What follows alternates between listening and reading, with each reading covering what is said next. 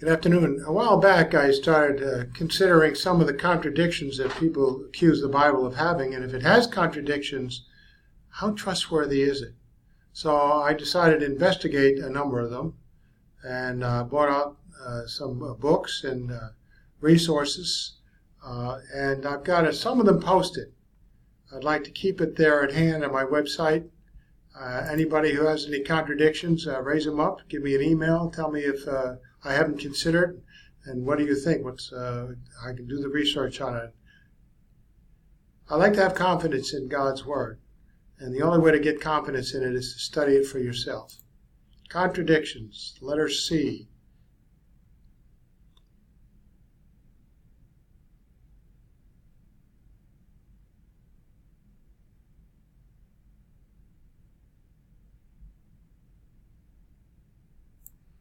Contradictions and so-called contradictions and errors in the Bible.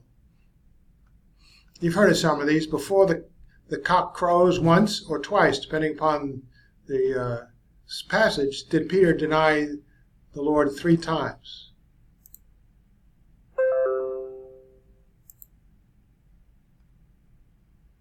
Sorry about that.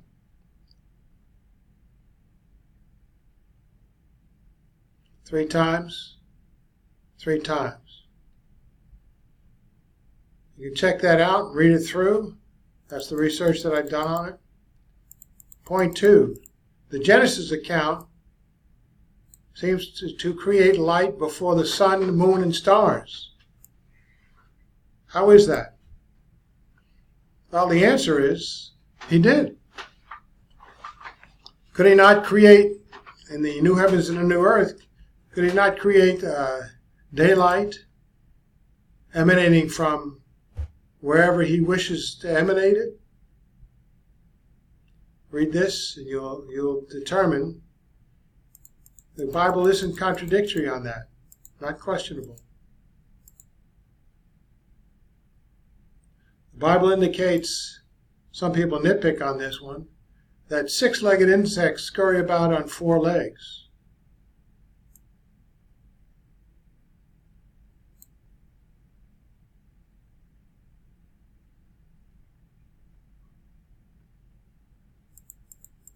It's not a contradiction.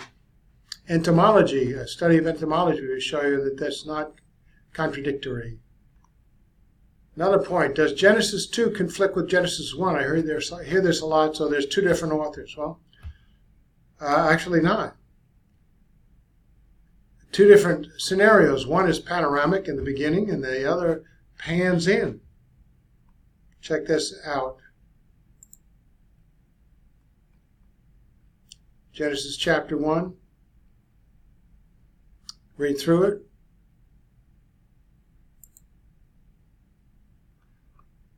Point 5. Are rabbits erroneously called ruminants? They chew the cud in Leviticus 11:6.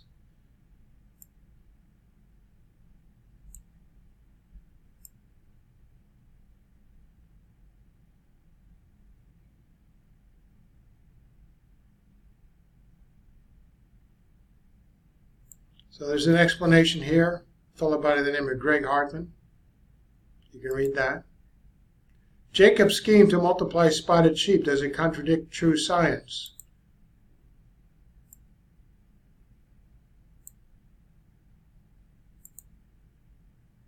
And are bats incorrectly referred to in the Bible?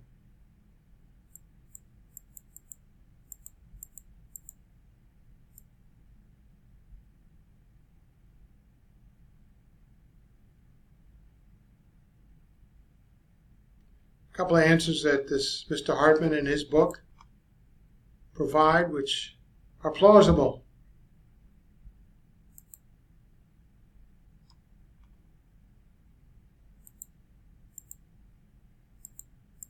Remember, a contradiction has to be established. If there are plausible explanations that are possible in the natural world, well, there we have it. If it's not so stipulated, there's a plausibility of an explanation, then it's not a contradiction.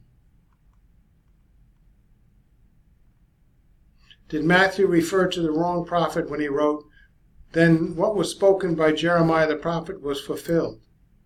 Take a look at that in Matthew 27.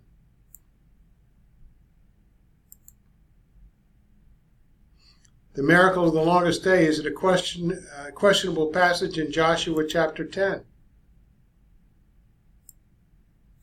Some scientists have investigated this, so far as an analysis of ancient times, whether or not there was a couple of hours lost, the missing day, the long day of Joshua. You check this out under this passage here.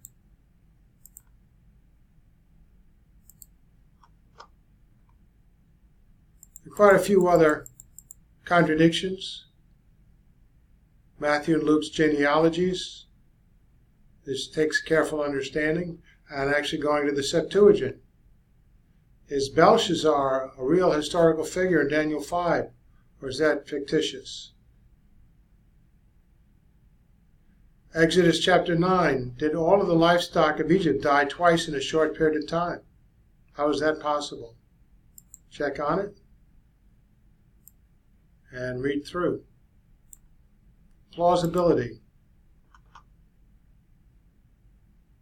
Paul on the road to Damascus. Did his companions hear the Lord's words or not? Did they stand or fall down? Take a look at that in Acts chapter 9. Luke wrote that Quirinius was governor of Syria when Jesus was born. Some maintain that he was not governor at that time. Check that out. Is there a contradiction in Luke 3:9 when Joseph and Mary left Bethlehem compared to Matthew 2:1-22?